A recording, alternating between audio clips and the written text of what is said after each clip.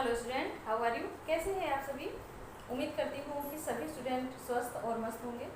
बच्चों, इस समय आप लोगों का टॉपिक चल रहा है भारत में राष्ट्रवाद। भारत में राष्ट्रवाद किस प्रकार से पनपा, लोगों के अंदर देश के प्रति, राष्ट्र के प्रति प्रेम की भावना किस प्रकार से उभरी, अंग्रेजों की गुलामी से लोग किस प्रकार से परेशान हो गए थे, जिससे कि लोगों के अंदर राष्ट्र के प्रति प्रेम की भावना जागृत हुई और लोगों ने अंग्रेजों का विरोध किया और अंत में भारत में स्वराज की स्थापना हो जाती है। तो इसमें अहम भूमिका कांग्रेस पार्टी की भी थी और भी बहुत सारी संस्थाएं थी, जैसे ब्रह्म समाज, दयानंद सरस्वती, राजा राम मोहन राय आदि लोगों ने मिलकर के ऐसी अनेक संस्थाओं का निर्माण किया, जिससे कि लोगों के अंदर देश के प्रति प्रेम की भावना जागृत हुई। आज हम नेशनल कांग्रेस की बात करेंगे। नेशनल कांग्रेस में अहम भूमिका गांधी जी की थी, लेकिन शुरुआत इसकी कहाँ से होती है? लोगों के अंदर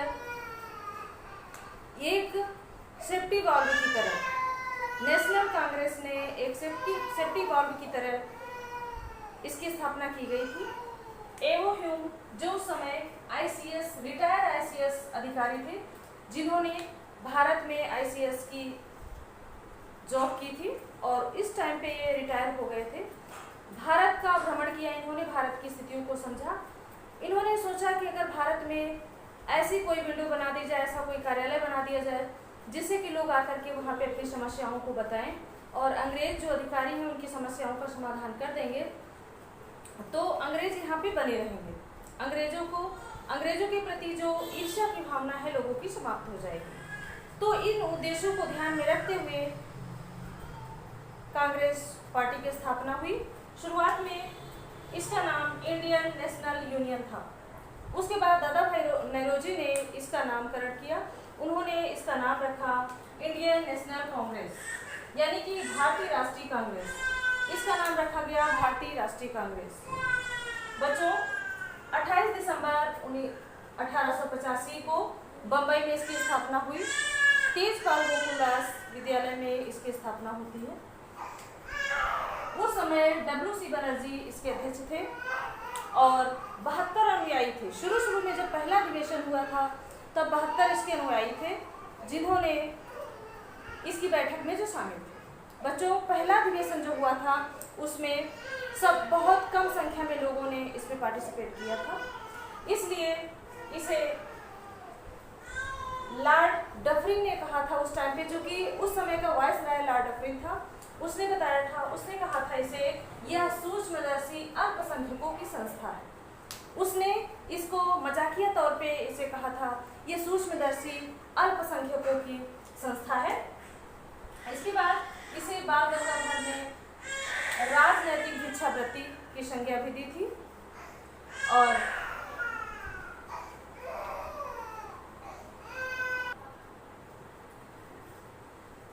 स्टूडेंट, इस संस्था को बाल गंगाधर तिलक ने कहा था ये राजनैतिक भिक्षावृत्ति है। ऐसा क्यों कहा था? क्योंकि ये शुरू में ये कांग्रेस पार्टी जो थी वो नरमपंथी लोगों की थी।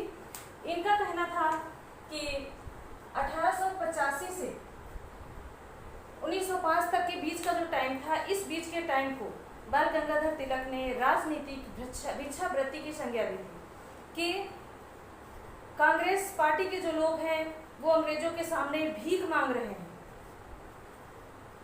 जबकि अंग्रेजों के सामने भीख मांगने से काम नहीं चलेगा। उनका कहना था कि ये लोग भीख मांगने से हमें भिक्षा नहीं देंगे, हमें जबरदस्ती इनके साथ करनी होगी।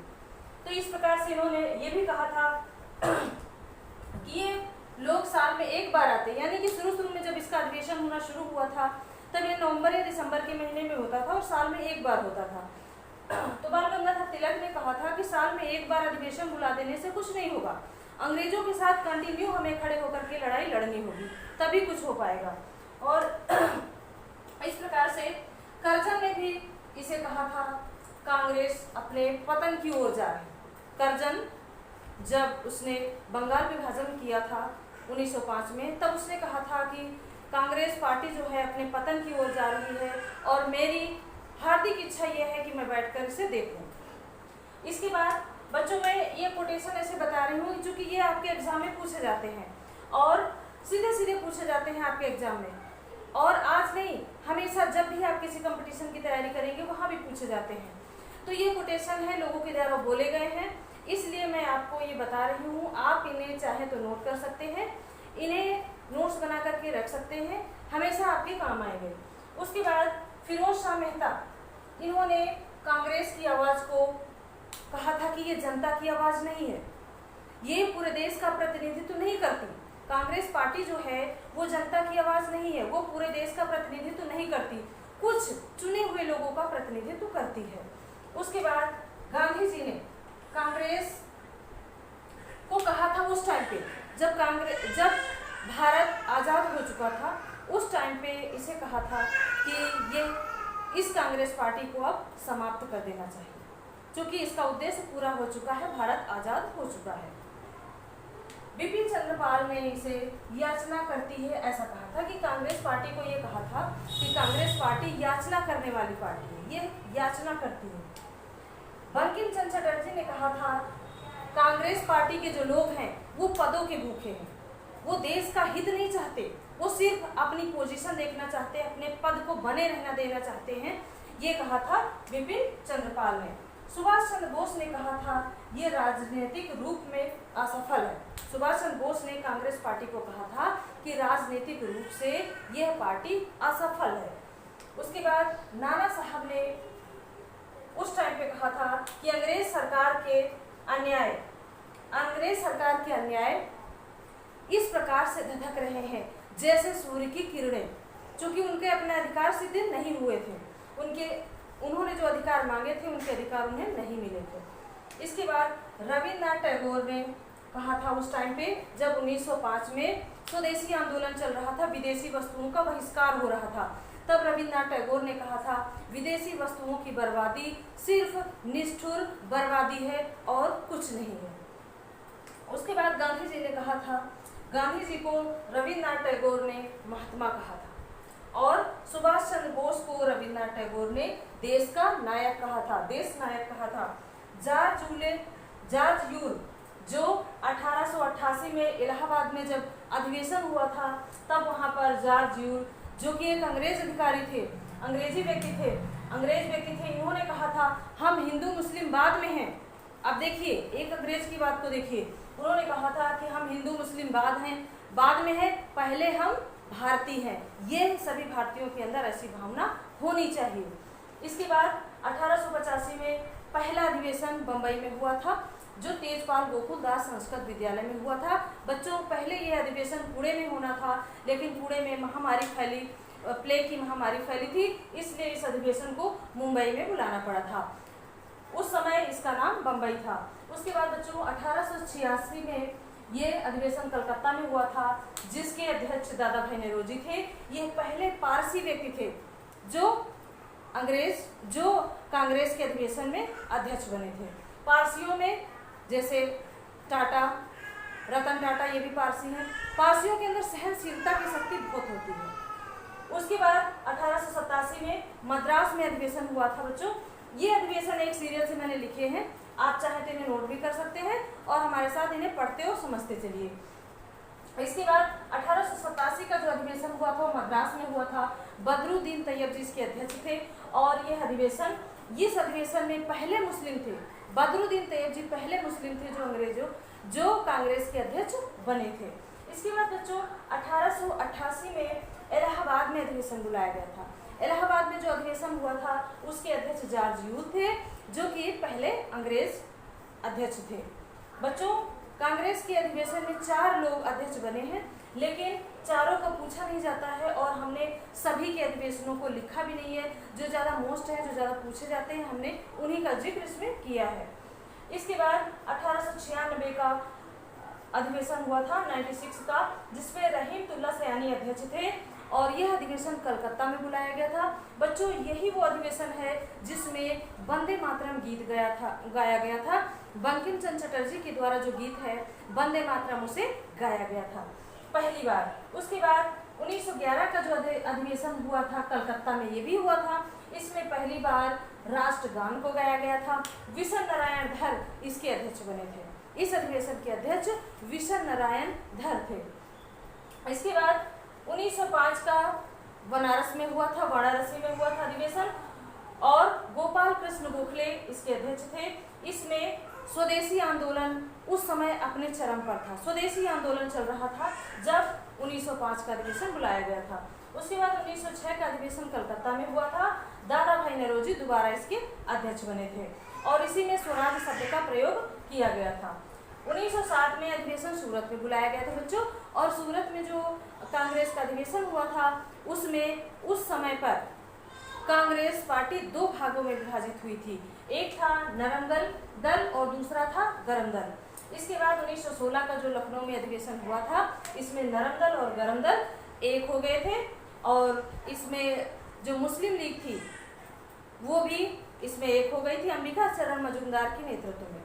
इसमें एनी बेसेंट का बहुत बड़ा सहयोग रहा है नरम दल और गरम दल को एक करने में।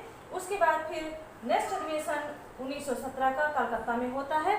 इसमें कलकत्ता और बम्बई में दो जगह अधिवेशन होता है। इसमें पहली महिला एनी बेसेंट जो कि इस अधिवेशन की अध्यक्ष बनती है, और उन्होंने होम रूल आंदोलन को, यानी घर का आंदोलन, ऐसा उन्होंने आंदोलन भी चलाया था। उसके बाद 1918 का बम्बई में हुआ था ये कांग्रेस अधिवेशन दोबारा। इसमें कांग्रेस में फिर से फूट पड़ गई थी। 1916 में एक हुए थे और 1918 में फिर से दोबारा कांग्रेस में फूट पड़ गई थी। इसके बाद 1924 का अधिवेशन बेलगांव में हुआ था, जिसमें गांधी जी पहली बार कांग्रेस के अध्यक्ष बने थे। उसके बाद 1925 का अधिवेशन कानपुर में हुआ था बच्चों, जिसमें सरोजिनी नायडू पहली भारतीय महिला है जो अध्यक्ष कांग्रेस की बनी थी। इसके बाद 1933 का पूरे भारत में जितने भी कांग्रेस के अधिवेशन हुए हैं उनमें 3 महिलाओं ने अध्यक्षता की थी। तीसरी बार महिला जो अध्यक्ष बनी थी 1933 में नलिनी सेन गुप्ता थी। उसके बाद 1929 में जो अधिवेशन हुआ था उसके अध्यक्ष पंडित जवाहरलाल नेहरू थे। और बच्चों, पंडित जवाहरलाल नेहरू जो इसके अध्यक्ष बने थे, इसी अधिवेशन में पूर्ण स्वराज की मांग की गई थी। उसके बाद 1938 का अधिवेशन हरिपुरा में हुआ था बच्चों। हरिपुरा में सुभाष चंद्र बोस इसके अध्यक्ष बनाए गए थे। इसके बाद 1939 का जो त्रिपुरी में हुआ था उसमें जनता ने सुभाष चंद्र बोस को पुनः दोबारा से अध्यक्ष पद के लिए चुना था, लेकिन कांग्रेस के प्रतिनिधि पट्टाभी सीतारमैया थे जिनकी हार हुई थी। और पट्टाभी सीतारमैया की जब हार हो गई थी तब कांग्रेस की अध्यक्षता से त्याग पत्र दे करके सुभाष चंद्र बोस चले गए थे। और जब सुभाष चंद्र बोस चले गए थे तो लोगों ने कहा कि पट्टाभी सीतारमैया को अध्यक्ष बनाया जाए, लेकिन उन्होंने अध्यक्ष बनने से मना कर दिया। इसलिए उस टाइम पे डॉक्टर राजेंद्र प्रसाद को अध्यक्ष बनाया गया था। उसके बाद बच्चों 1940 का अधिवेशन होता है, और 1940 ये त्रिपुरी जो हरिपुरा में अधिवेशन हुआ था, इसको हरिपुरा संकट के नाम से भी, त्रिपुरी संकट के नाम से भी जानते हैं। जो त्रिपुरी में 1939 में हुआ था, इसको त्रिपुरी संकट के नाम से भी जाना जाता है। और बच्चों, इसके बाद एक 40 में अधिवेशन हुआ था 1940 में। उसके बाद से फिर कोई अधिवेशन नहीं हुआ। ये अधिवेशन रामगढ़ में हुआ था। अब्दुल कलाम आज़ाद इस अधिवेशन के अध्यक्ष थे। उसके बाद से फिर अधिवेशन नहीं हुए और लास्ट में 1947 में हमारा देश आज़ाद हो जाता है। 1946 तक कांग्रेस अधिवेशन के अध्यक्ष अब्दुल कलाम आज़ाद ही रहते हैं। उसके बाद फिर राजेंद्र प्रसाद को अध्यक्ष चुना जाता है 1947 में जब अधिवेशन हुआ। उसके बाद फिर 1947 में डॉक्टर राजेंद्र प्रसाद की अध्यक्षता में हमारा देश आज़ाद हो गया था। बच्चों, इसके बाद हम नेक्स्ट वीडियो आपका किसी दूसरे टॉपिक पे देंगे। हमारा कांग्रेस अधिवेशन यहीं तक था। इसको आप नोट कर लीजिएगा, पॉइंट वाइज नोट कर लीजिएगा। पहला अधिवेशन आपका बम्बई में होता है, दूसरा कलकत्ता में होता है, तीसरा मद्रास में होता है और चौथा आपका इलाहाबाद में होता है। ये 4 एक सीरियल से इन्हें नोट कर लेना। ओके बच्चों, थैंक यू फॉर वॉचिंग।